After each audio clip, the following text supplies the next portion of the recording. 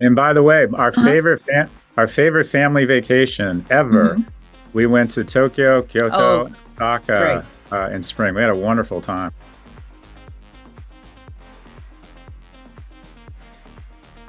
And wealth isn't about how much you make, it's about how much you save, specifically figuring out a way to make more than you spend. I Mhm. say that your objective when you're young is not to find your passion, but to focus on a talent. Find your talent. If you expect to be in the top 10% of the top 1% economically, recognize that for 10, probably 20 years, you're not going to have a lot of balance in your life. You're going to need to be pretty much focused on nothing but work. Beyonce works 60, 70 hours a week.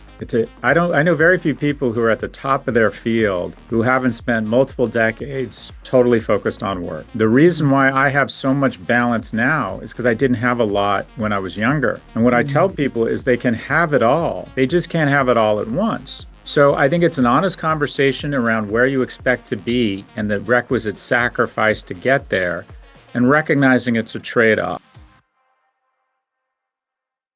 Hi, Mr. Galloway. Thank you very much for your time today. Sure. So, let's start. So, first of all, what inspired you to write The Algebra of Wealth, and when did you come up with the idea? Well, it's really sort of advice to my younger self. I've always been very blessed in terms of I've made a lot of money throughout my life relative to my age, but I wasn't always wealthy. And I think there's a series of strategies and behaviors that differentiate from people who make a lot of money and people who actually build wealth. And the general assumption among young people is if they make a lot of money that they'll build wealth, but that's not always the case. As we see with a lot of athletes who make millions of dollars, two-thirds of basketball players in the NBA in the United States are bankrupt within about 10 years of leaving the league. And so this was really just a memo or advice to my younger self on, Mhm. okay, it's great to make money. What's harder is keeping it and building wealth. So Right. I just wanted to help younger people not make some of the same mistakes I made. So, in the book, you highlight the importance of understanding the mathematics behind the wealth creation. Can you kindly or quickly walk through the four variables in the algebra? There are stoicism, focus, Sure. time, and diversification. Yeah. So essentially, wealth or economic security is the product of your focus. I Mhm. say that your objective when you're young is not to find your passion, but to focus on a talent, find your talent. And a lot of that requires focus. I don't believe in side hustles. I think there's no getting around it to be in the top Mhm. half, much less the top 10% of any profession. You need to really go in all in 110%. And I think a lot of people mistake a lack of talent for a lack of focus. So trying to find something you're good at and then deploy the requisite grit, perseverance, Mhm. and discipline to try and establish yourself as in the top 50, 10, or even ideally 1% in that profession. The next equation or next variable is stoicism, Mhm. which is essentially stoicism is focusing on what you can control. And sometimes how much money you make is a little bit out of your control. Whether you Right. get promoted or not is sometimes out of your control. Most people face some sort of injustice throughout their life. Kind of the most important things in your life are sort of out of your control. Where you're Right. born and when you're born, Mhm. uh, and your race, gender, sexual orientation just have huge impacts on your life, and you have no say in those things. So, what you can control in terms of building wealth is how much you spend. And so try to find joy in relationships, the outdoors, physical fitness, and develop a savings muscle and realize that spending is in your control. And wealth isn't about how much you make, it's about how much you save, specifically Mhm. figuring out a way to make more than you spend such that you can start saving money from a young age. And you've probably Mhm. takes me to my next um, equation, which is time. And that is for 99% of our time on this planet, we haven't lived past the age of 35. So humans as a species are terrible at calibrating time. Specifically, we don't appreciate how long we're going to be here. So someone who's 35 will oftentimes think it's too late to start investing or saving. They're probably going to live another 60 years. So recognizing that just consistent small efforts in terms of savings every day, time will go a lot faster than you think. And when I was in my 20s, I always assumed I would hit it big, but it wasn't worth the effort of making small amounts of saving because I just couldn't imagine I was going to be around in 40 or 50 or 60 years. And I also didn't appreciate how fast it would go. So it's an appreciation for our inability to calibrate time. And then finally, where I really messed up as a younger man was not appreciating the power of diversification. And that is, we're all looking for the big singular win and think we have the ability to pick an individual stock or asset. And the reality is the market is bigger than any individual. And when in 1999, I was wealthy. And then by the middle of 2000, because I was an internet entrepreneur, I was broke again. I got back to wealth by 2007, and then the great financial recession hit. And both of these things were bigger than me. It didn't really matter what my individual efforts were. The market was bigger than me. And you need to recognize that regardless of how good you are, how smart you are, it is very difficult to not avoid what I'd call some external exogenous events. And we haven't had any in the US in the last 15 years, which probably means the next one's going to be even bigger. But I say that I've been wealthy 3 times, which means I've lost it all twice. And what I wish I'd appreciated when I was younger was the power of diversification. And the way I think of diversification is that it's your Kevlar, it's your body armor. And that is, you can take a bullet to the chest, you can lose money. I had an investment, I made a $5 million investment in a healthcare startup 3 years ago. And I just found out the company's going out of business. But I never invest more than 3 or 4% of my net worth in any one company. That way, if it goes to zero, it hurts, but I'm wearing Kevlar and I can get up off the ground and it's not a fatal injury. And you don't need to be a hero. You don't need to find the needle in the haystack. You should just buy the whole haystack. So low-cost index funds have outperformed 90% of alternative investment managers over the last 20 years. And also it frees up a lot of human capital. And that is, you're not checking your phone every day. You're not trying to pretend you're smarter than the market and charge yourself with the near impossible. And that is picking stocks that will outperform the market. So find your talent with focus. Try and live below your means and find joy and control what you can control in terms of your spending. Appreciate how fast time will go. And once you build anything, any sort of asset base, immediately begin diversifying such that you have some protection on the downside, both financially and also psychological well-being. If you're invested in one thing and it all goes away, it is psychologically very, very stressful. I see. So I think it was in the Stoicism part, you mentioned, you shared us some of your stories in the early stage of your career, and you mentioned that you failed to invest in others and in relationships. And at the same time, I think you emphasized the importance of building a kitchen cabinet. So can you kindly explain what it is? Because unfortunately, we don't have an equivalent terminology in Japanese. And so how were you able to meet those people in your career? So maybe the right term is building your own personal board of directors. It is, I would say it's very hard to read the label from inside of the bottle. And that is, I think as a younger man, I mistook leadership for doing a small amount of listening and then being decisive and pretending that I knew better than anyone else and I didn't need other people's help. And the reality is, it doesn't matter how smart you are, you benefit from other people's opinions to make, you're always going to have, it doesn't matter how sophisticated or fast the car is, every car has blind spots. There are certain things behind you, you won't be able to see. And having a group of people who you can get their feedback on important decisions around career, money, investing, or even relationships is invaluable because sometimes they'll just see things you don't see. When I talk about investing small amounts of money that add up to big things over time, the same is true of relationships. And that is small gestures of kindness, checking in with people, small acts of generosity, small investments in relationships. If you make those at a young age, you end up at an older age, similar to the way you would invest money and end up with a lot of money, you end up with a very strong relationship. A lot of my relationships from college or early in my career, I just made small investments in keeping in touch. And now I wake up and we have real goodwill towards each other. But as a younger manager, I don't think I made I didn't make as many gestures of kindness or patience as I could have. And as a young man, I just thought if I'm successful and I'm not, and I wasn't a mean person, but I didn't make as many investments in other relationships as I should have.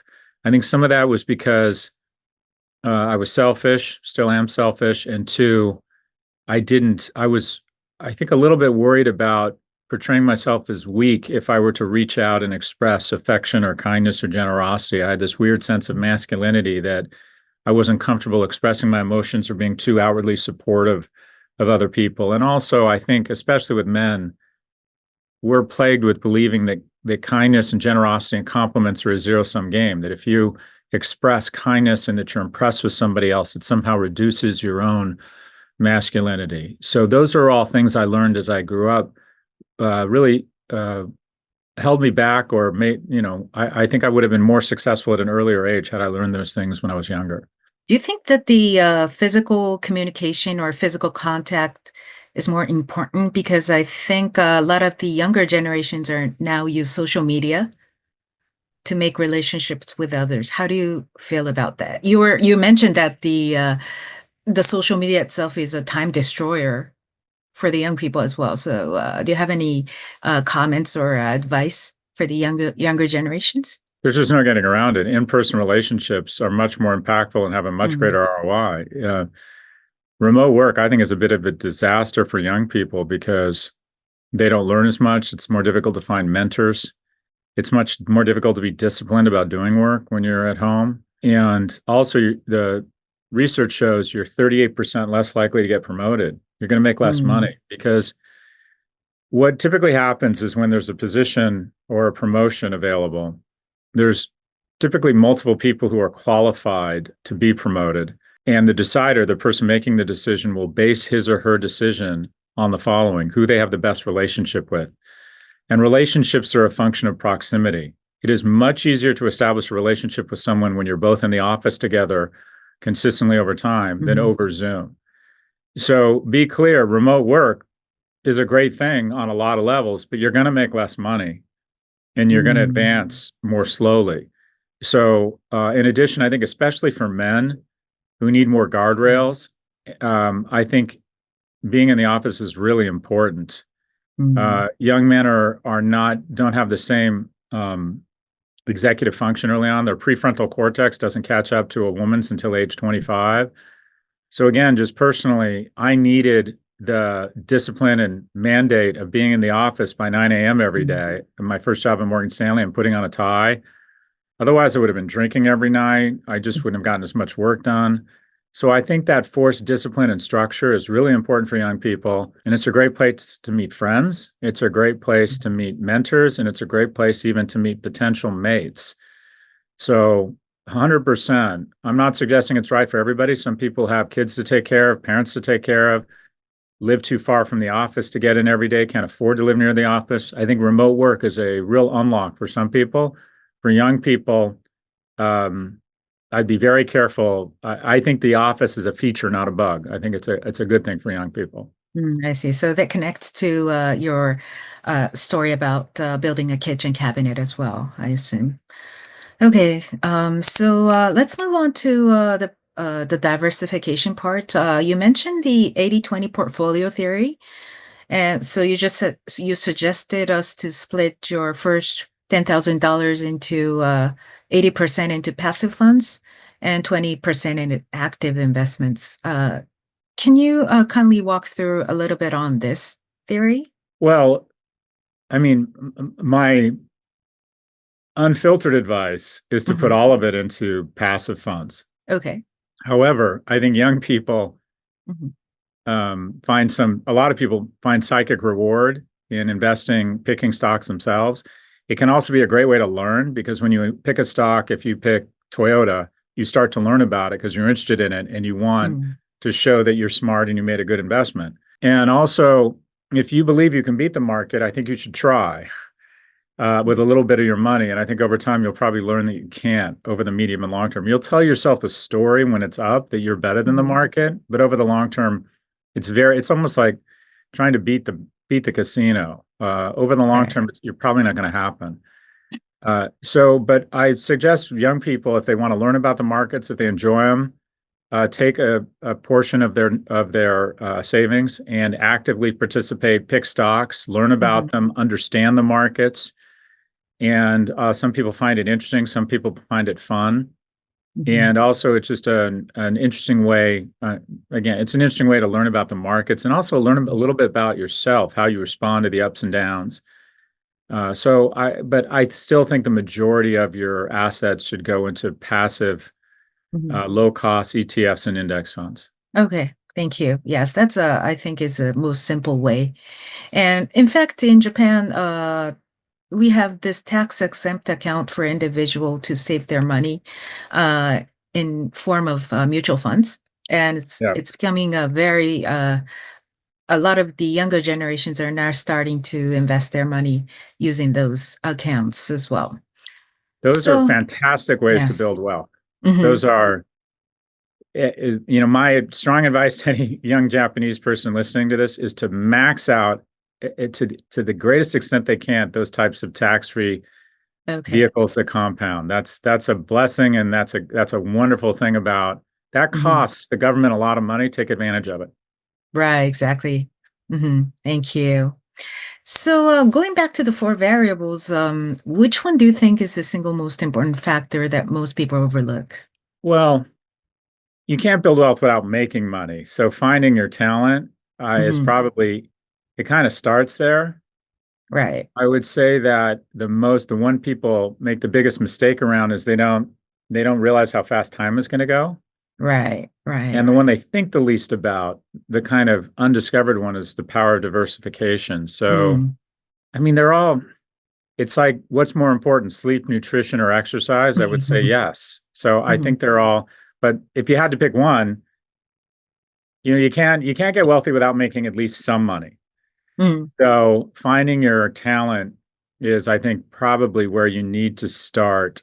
And then the other three are critical to building real wealth, but you're not going to be able to survive unless you find, or you know, you're going to be dependent upon others unless you find a way to make some money. Right, right. I really liked your quote, don't follow your passion, follow your talent. And I do think that this is true, but it seems to me that sometimes people who are around you, like your parents or your family, your boyfriend or girlfriend, sometimes overvalue your talents. So is there any way that you can test your talent to see if it works? Well, you should be getting pretty strong signals back from the workplace in terms of Mm. compensation and promotion if you're good at something. Right. I started in investment banking and I just wasn't very good at it. And Mm. so the market, I think you'll get a sense for whether you're good at something. What I would suggest is that if you don't like something, especially earlier in your career, ask yourself, am I good at it? And even if you don't like it, I just think the majority of young people don't like their job because, generally speaking, the young people in an organization are tasked with what is usually the most mundane Hmm. and non-enjoyable work. So sometimes it's not that you're not cut out for that job, it's just that it's work. I Hmm. don't want to crush anyone's dreams. If you get a job in sports or the arts or the creative or hospitality, kind of the passion fields, I would say, okay, I don't want to tell you not to work in an art gallery or not to pursue acting or not to open a nightclub. But what Hmm. I would do is I would ring fence it, and that is I'd put a time limit on it. And in those industries, you have to be in the top 10 or 1% to make a living. Hmm. And I would say give yourself a certain amount of time, maybe 2 years, maybe 3 years. And if you're not making a good enough living to pay your rent, start to save some money, then maybe workshop with your board of directors, your kitchen cabinet, Hmm. what other careers might be easier. Hmm. Because if you go into accounting or if you go into plumbing, things that don't Hmm. sound that sexy, if you're just in the top half, you're going to make a very good living. If Right. you go into acting or nightclubs or open a restaurant, you probably need to be in the top 10, if not the top 1%, just to make a decent living. So I used to surf when I was younger. And if you go to a surfing spot with big waves that with an offshore breeze and perfect formed waves, it's easy to be a great surfer. And then in Mhm. other days, it's almost impossible. It's like skiing on fresh powder. It's easy to believe you're a good skier, where skiing on ice is very difficult. You want to find careers where you're skiing, where you're surfing with great waves, or skiing on powder, where being good is enough to make a great living, as opposed to an industry where you have to be outstanding just to make an average living. I see. Thank you. And you've also written about the importance of learning from failures or any kind of mistakes.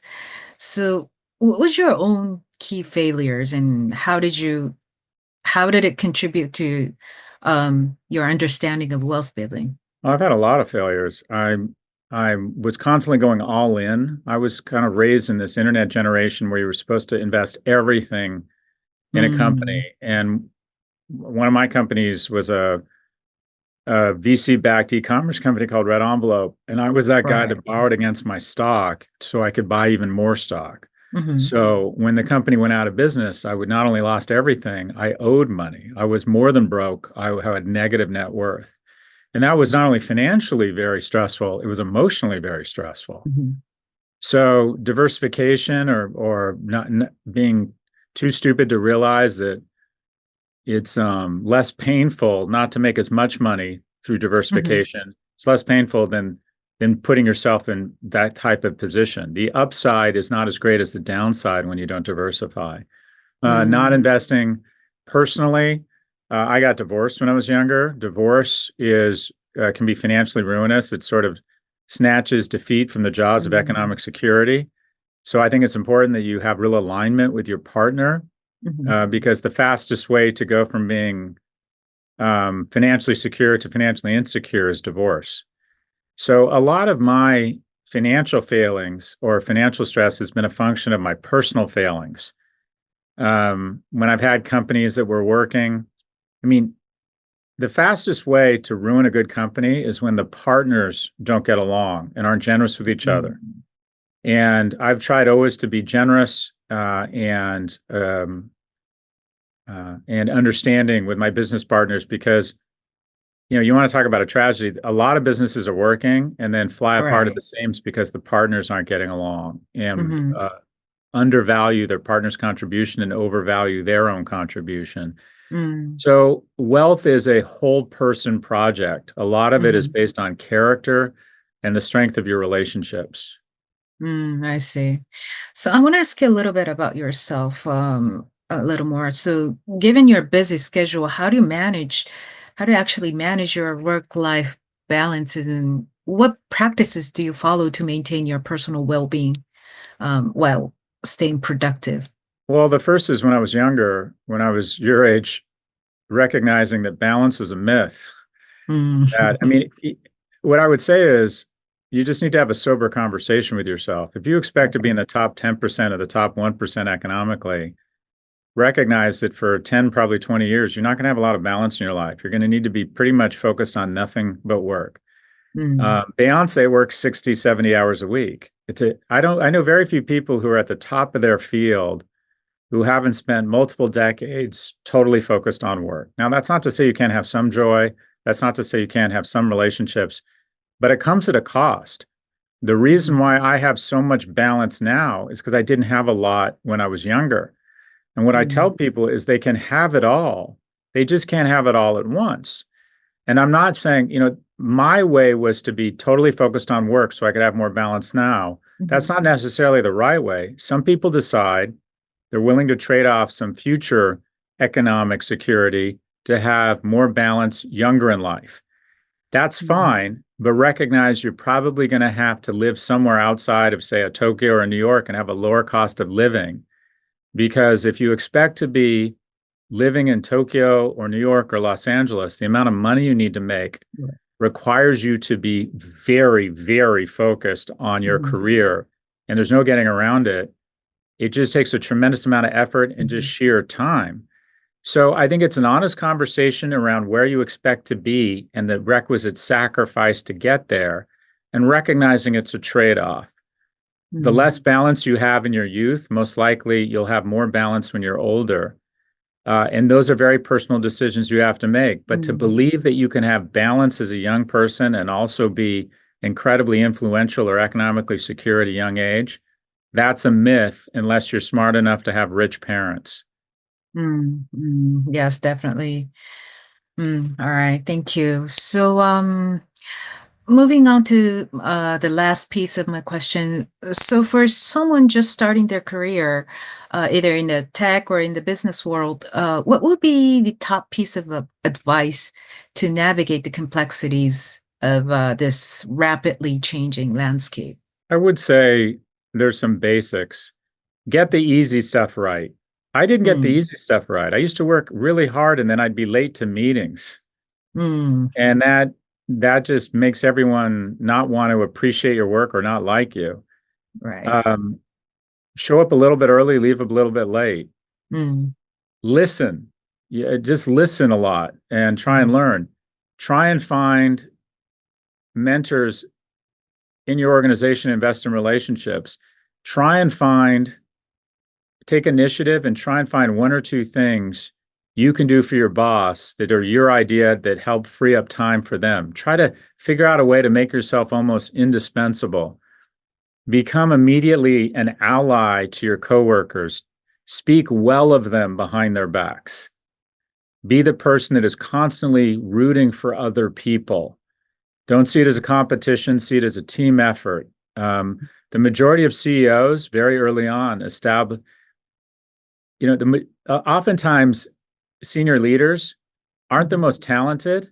They're the people that have the least enemies, that they have offended the fewest people. Everybody is comfortable with it. They have to be good, but they haven't made enemies along the way because they've been supportive of other people. And then I would say, leadership, if you will, is really great. Leaders in companies are really three things. One, they're great. They demonstrate excellence. They become very good at something. Again, follow your talent. Two, they hold their teams accountable and they hold themselves accountable. They set goals. They roll up their sleeves. They hold themselves accountable. And if they have people reporting into them, they both support them and they're good to them, but they also hold them accountable. And then three, they demonstrate empathy.